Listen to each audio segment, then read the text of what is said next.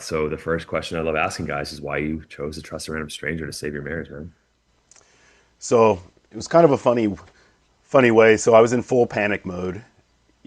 My wife said that she was done with the marriage and so on. Yeah. And then, so I was grasping for straws, and I said, okay, she's not down for counseling. I need to go and find some help. So I found a local relationship coach.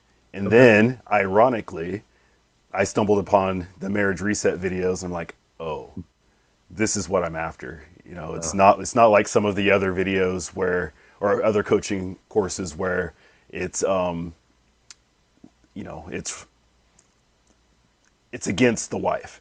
Marriage reset isn't against the marriage and the wife. It's about becoming your best self and then trying to save your marriage. So that yeah. that that called out to me. Why was that more your style personally to go that approach? Because I don't know, just going through some of the videos I saw on there, I realized that yeah, there was some fault on my end in this, and I felt like I could fix it. I really did, and I didn't want to abandon the work on my end when it came to fixing the relationship. It's for someone who has that same value, right, that we espouse here, which is the extreme ownership or radical responsibility.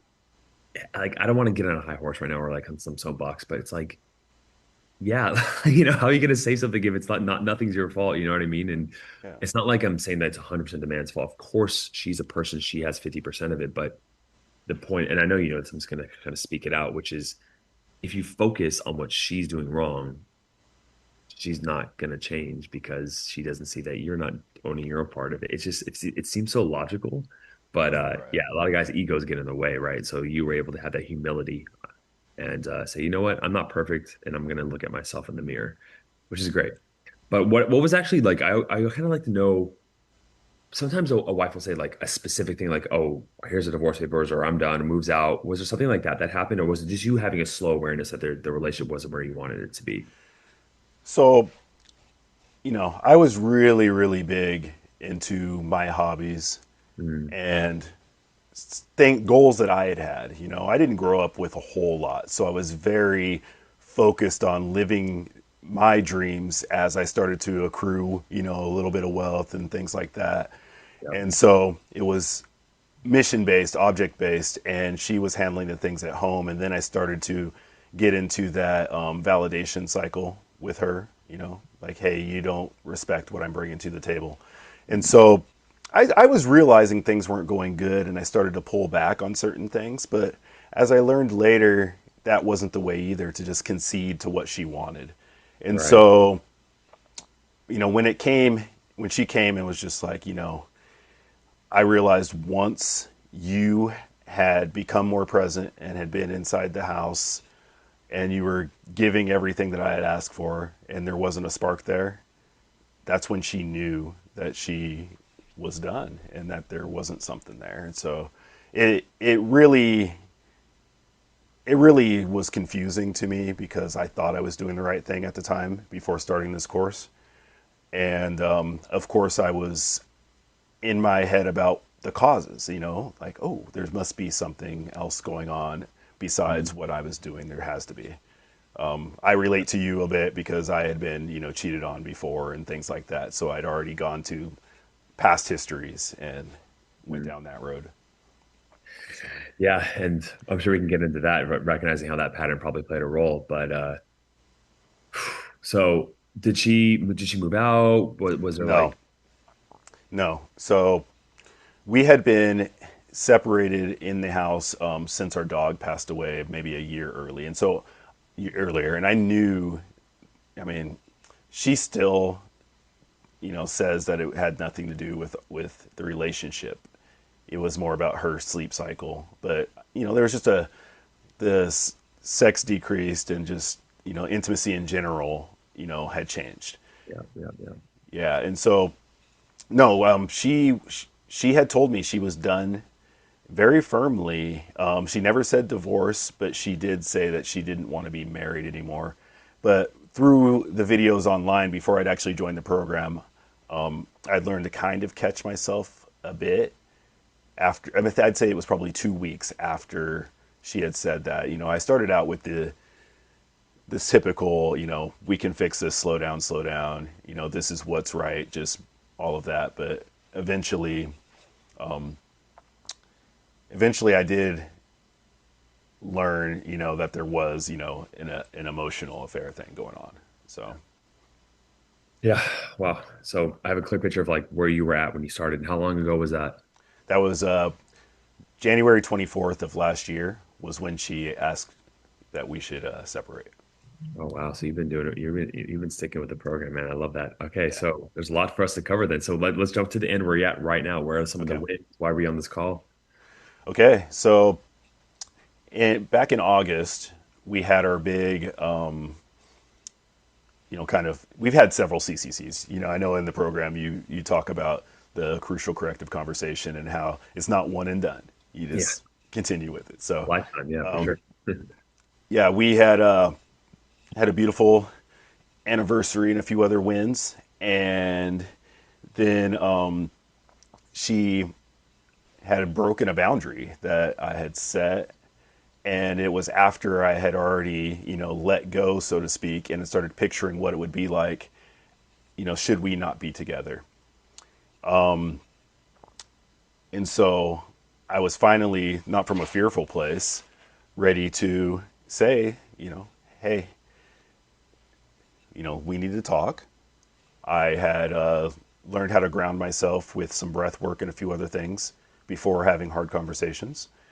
And we had a great conversation where I had laid out where I wanted to be for our future, the things that I had done throughout this program,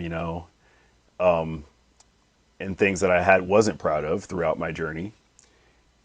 But everything that I knew came out, and she was shocked. She was also happy that you know, I was protecting her in some ways. With throughout this hardship, I hadn't shared with anyone other than the brothers, like stuff that had happened through our separation. Yeah. Lightly through some of my best friends, but nothing, because I wanted to protect. We have group friends, Right. joint friends, and Right. so I always had faith that I could win this marriage back. And even if we didn't, I still didn't want to shame her in any way, and have people take sides. So it was really eye opening for her, like that, my unwillingness to give up on the relationship and all of that pulled her back into the marriage. But it wasn't, even though she was, after this conversation, she was fully committed, there was still work to be done. So I had technically reconciled my marriage, but we still hadn't reached the step of intimacy yet, like Mm, full on sexual intimacy. And right. so that was the next, work. And so, yeah, I we continued to date, and through the coaches and a few other things, I had learned to quit setting goalposts and just Yeah. relax into the situation. Yep, yep, yep. And as soon as I did that, Josh, as soon as I like just played it cool, light and fun, she came to me. Yeah, is And we're gonna so there's a couple things I love, man. I love that. Well, let's go into that right now, actually. So walk me through that internal process. There's two things that a lot of men, our logical brains cannot comprehend. You have to experience it emotionally, experientially, which is the idea of the letting go process, which you just mentioned, and then the faith thing. So let's go into back to this letting go process where you're like, I'm not setting these goalposts. How did you learn to let that go, and what was that like for you? so it it really was the realization of what pressure was. Yeah, So just me going over the top with these, romantic evenings or yep, whatever, she instantly saw like a means to the end, even though that I internally was okay with her not wanting to be intimate at the end of it or everything. But, yep, and it already put pressure on her in the beginning to show up in a certain way. yep. And once that became clear, it actually made it easier for me because I wanted things to go so smoothly by like planning an evening out that it took me out of my natural, like, smooth, fun frame when anything would disrupt what I had planned in my vision. And once I felt the freeness just of going along with it and being present, Yep. it was awesome. So I'm learning as I'm listening to you, right? Even though Hmm. I know this concept very well, but the idea of I'm going to make things kind of in a dichotomy, which is probably false, but it's like masculine, logical pressure, future focused, and then there's like fun, light in the moment, outcome independent, right? And it's as soon as you go to this mode, she feels that pressure, which is like, Right. and ultimately where it comes from is that from a first principles perspective, it's like you feel this emptiness and you're trying to get, and Hmm. that's the pressure that makes her feel unsafe. And women intuitively reject that every single time. It can happen like that, right? Right. And so again, I'm gonna have you go a little bit deeper here, Rob, which is Yeah. how did you learn to let go of needing her? So I really dove into my worst fears as far as, this not working out. Hmm. So, okay, I lose half of the house, or, the kids have a split parenting situation and all these things. And I said, okay, well, in one aspect, there'll be someone else in the life, but another aspect, I'll have a week to do this. Or, okay, I can live smaller. I have less things to take care of, so I can adventure more. And in some aspects, I actually missed not, exploring that part, and I'm trying to figure out how to incorporate some of the things that I was looking forward to in Hmm. separation into this new second phase with my Hmm. wife. Hmm. So, yeah, I started to really focus on the joys, just really leaning into that. It's a massive reframe, right? And so you took your worst case fear scenario and you were like, I'm gonna go into this, I'm gonna look at it. Is my life really that bad if I go this direction? And you're like, even though I want the other one. If I did go this way, I'd be okay. There'd be positive things. Hmm. And a lot of guys are afraid if I put energy and attention on this fear, it might happen. It's like, no, you're embracing that whatever happens, you're gonna be okay. And that lets go of the fear, right? Right. That false evidence appearing real. So Yeah. that's beautiful, man. Okay, so what would you say is the biggest win across this whole entire journey for you so far? Ooh. So it's really incredible. I feel like I found a better self than I had, even before meeting my wife. She said that about me. Like, literally. She said you are the person I envisioned you could be, and you're better than the person that I chose to marry. So that's a big win. Yeah. I had always, it's helped me at work.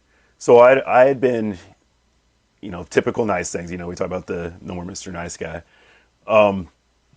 But I realized that it wasn't being kind to other people. It was self protection and just looking to avoid conflict in a lot of ways. And so now I've learned that addressing situations is actually it's actually can be kind. That can be kind to others.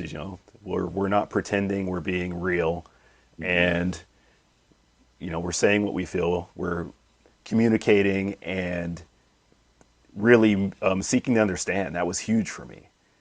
So sitting with people and listening to them, that was a big difference in my life, and it still is.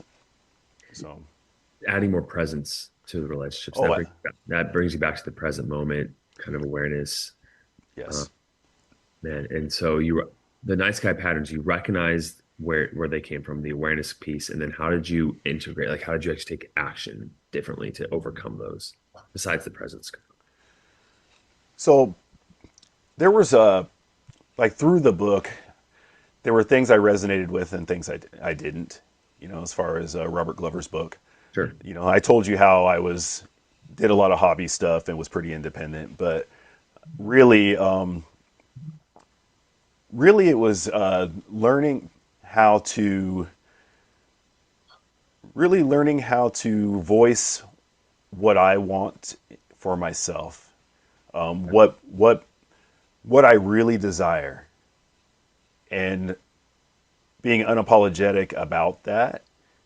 So, there was things that I didn't express in my I'll call it our previous marriage, even though we never got divorced. Sure. Yeah, Sure. there's things I never expressed in there that I do now that were simple, and it leads her into doing the same.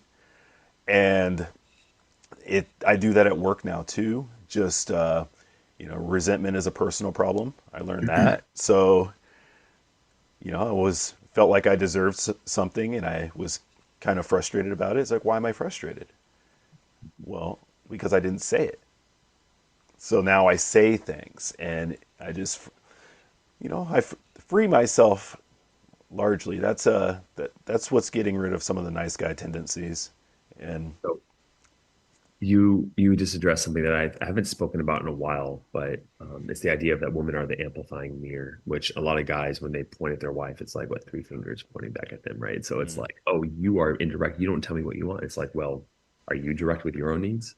And so you just conveyed how when you were able to like authentically express what you want, you just said it gave her the floor to be like, oh, he's doing that. I can follow now, yeah, which is, and this is how the ego tricks us, Rob, which is like a lot of the things that men have upset with their wife, right? It's like they don't understand that they deal with that themselves. Another example of that is like shadow work stuff, where it's if she had, let's say you have a shadow around anger, you don't want to be seem aggressive because your father was aggressive. And so you're like, I'm going to temper down my anger. yes, Anger isn't a bad emotion. It's just telling you what you want. And so when your wife is angry and you don't like your own anger because your dad was angry, you're gonna when she's angry, you're gonna dismiss her, you're gonna shut her down. You're not gonna see the pain behind it. You can't sit with that emotion, hmm right? So really powerful that you were able to recognize those nice guy patterns, and now you can see the positive reciprocal effect that she has with you in the as a mirror.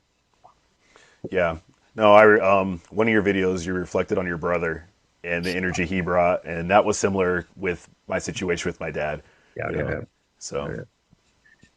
Yeah, man, those triggers, they it's crazy. Even I man, just even thinking about it, it's myself, I think like, oh, I overcome a lot of my stuff with my mom and my dad. It's like, and then I saw a video from another really smart creator, and I'm like, oh, maybe there's still some stuff there I need to work on myself, and this stuff, it's not like one and done, right? It's like you constantly learn, you constantly grow with it.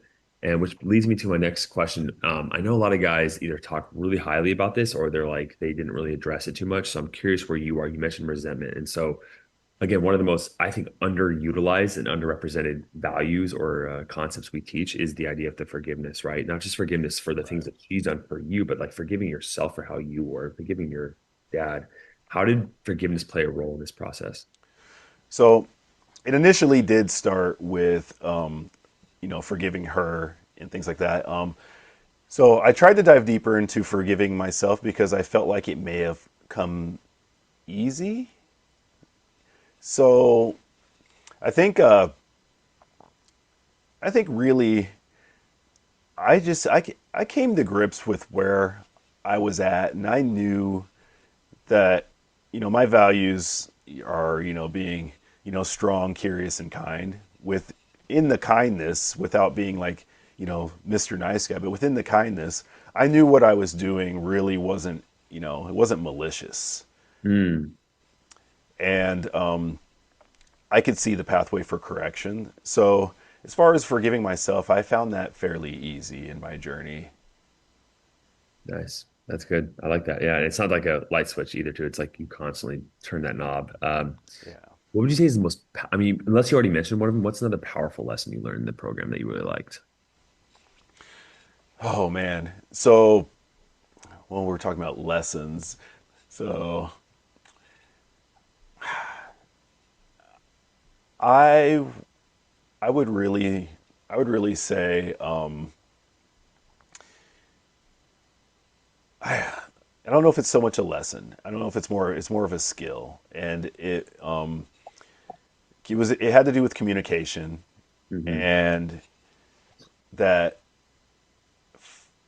say that there's no bad let's say dispute or say it didn't go well, say people's emotions got, higher and had a conversation and stuff, there's still something to learn from that.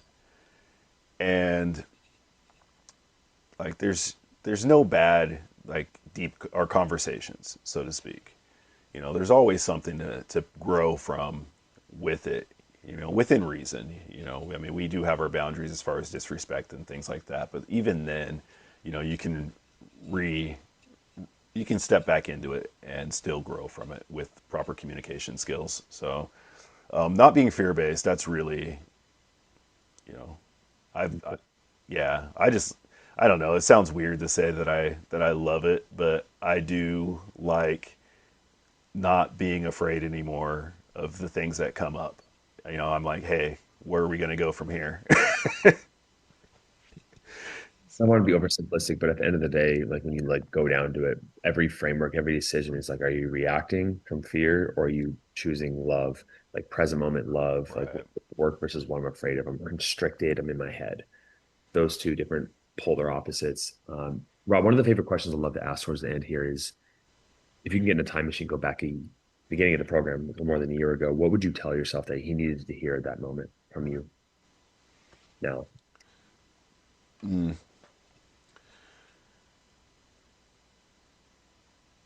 A year ago, before the program, when things were bad, I would I would tell myself to quit trying to fix everything. Mm. Just that's all I was doing was trying to put out fires and find solutions. And I needed to listen. Yeah. And that goes back to the main lesson that you learned, one of the main ones, which is just that being in the process with her, light, fun, enjoying the moment. And it's hard because when things are falling apart for a guy, it's just our egos now like there's a problem, I'm gonna fix it. Like we do, and when Right. you do it in your career, like any other job, like it works. Willpower, strategy, forcefulness, it gets the job done, it solves problems. But when it comes to a relationship, it's just the complete opposite, right?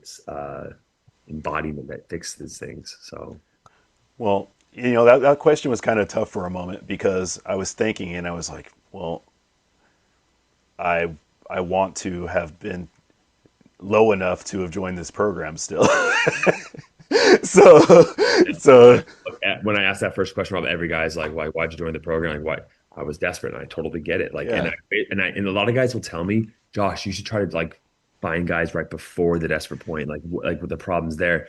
And it's like, man, I have like guys just don't want. Like, you yeah, don't want to hear it. You're not going to hear it. Like, unfortunately, we changed from inspiration or desperation. If you remember me saying right. that, most guys, it's the desperation. Like things have to fall apart before we realize we want to rebuild it back up. And just the way things work, unfortunately. And I think one of the angles I could go at is like you said, if the intimacy is going down, like telling us, hey, this is a warning sign. Like your wife, actually, whatever excuses she's making, she should want to jump on you every single moment if your relationship is going well. Period. I don't care if she's a headache, stressed out. No, like she should want physical intimacy with you. So maybe I can go at that more, but Yeah. No, one thing I try to stress to the brothers is, if you can stick with the MR program, like you'll never be a stronger person. It'll bulletproof you through all the hardships that you had in during this divorce or separation moments. Like afterwards, no matter what happens, you'll be such a strong person. man. Rob, such an amazing time speaking with you. I want to give you some time. Is there any questions you have for me about anything before we wrap up?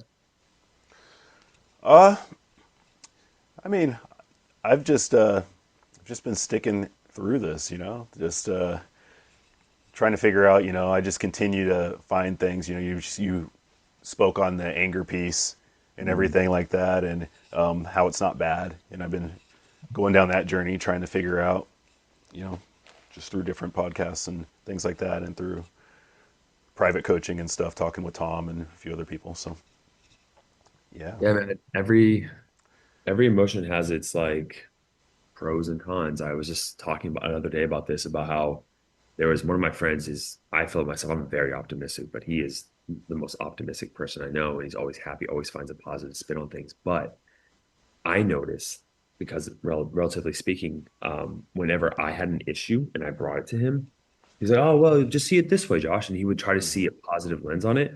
But in that moment, I was like, "Dude, I feel dismissed. Like you're not validating that it was a negative emotion for me." And it's like, "Oh, that's what I was doing to my partner when I, you know what I mean? When she Yeah. would come complaining about something from work or she's stressed out about something. I'm like, well, if you just saw it this way, you wouldn't feel that way. In our logical head, it's like, see it differently. But to her, it's Hmm. like, you don't accept my reality. You're not accepting me and the way I see things. Like, I'm not trying to feel better right now. I just want you to understand and connect with me. Right. And so, Yeah. yeah, that's just like a really big light bulb for a lot of guys when they hear that concept of like, all emotions are valid and it's not like you have to fix it. Like, let her experience her own emotions, not your emotions, you know? Yeah. I did have one question. So Sure. I could tell you're busy, and so the program's growing and everything else, and we have all of these things we like to do for growth as far as, meditation and all of those things. And also, so what I'm trying to do is find the balance now between doing fun things, continuing growth, but also responsibilities. And so that's been my major thing. Do you have a ratio or anything like that as far as? Great question. I was just thinking about this the other day. I have a really good friend he's a really great guy. He has his own business. And like, I look at, I know it's on Instagram. So it's like, you shouldn't look at people's highlights, but it seems like he's always doing fun things, but he's still like crushing it in business. I'm like, how is he doing so many activities, but he's still doing so well in business? And like, I feel like all I do is like, I wake up, meetings, gym, Mhm. work, yoga, good night, every single Mhm. day, right? And so when I have kids, it's going to be even less time for that stuff. And so I get where you're coming from that. I think the best thing you should do, and I joined this like mastermind here, and there was a local mastermind. And one thing we did is we wrote down basically a 5-year vision, and we brought that down to a 1-year vision, and then we did 90-day goals, like, and they're called Mhm. quarterly ripples, down to 1 week, down to 1 day. So we went from the highest down to the single day. And it's like, as long as you set those specific, tangible goals and how you feel, Rob, every single day in every area of life. So the 5 areas we go through is fitness, obviously, in Mhm. health, right? We have relationships, which include friends, family, and wife. We have legacy and contribution, like whether it's like you donate, do you spend time doing this, right? Or with your children, you can kind of say that's legacy as well. So finance, what? And then we have like emotional life. So that's like meditation, whatever it is. And then did I say financial? I think financial is the last Yeah. one, right? And so I recommend. I did a whole presentation on this one Friday during New Year's, and guys loved it. We went through the whole system and just write out specifically 5 years from now, 1 year from now, will you wake up on a perfect day? On that perfect day, and write as much detail as you can on that perfect day. What time do you wake up? What do you look like in the mirror? Right? How Mhm. much do you weigh? Like, do you wake up? Do you have morning sex? Do you go eat coffee, get coffee with her, whatever you do? And then add something with business. I wake up, look at my business. I see my bank account has this much money, right? I feel this, and write that perfect day down, and then kind of just backwards step, like what you have to do each quarter, month, week, and day to make that happen. And you should have a list of daily habits every single day, like your most important tasks. And honestly, if you were just meticulous about that, and you have like a accountability partner in the program, you guys can like actually do this together. And you guys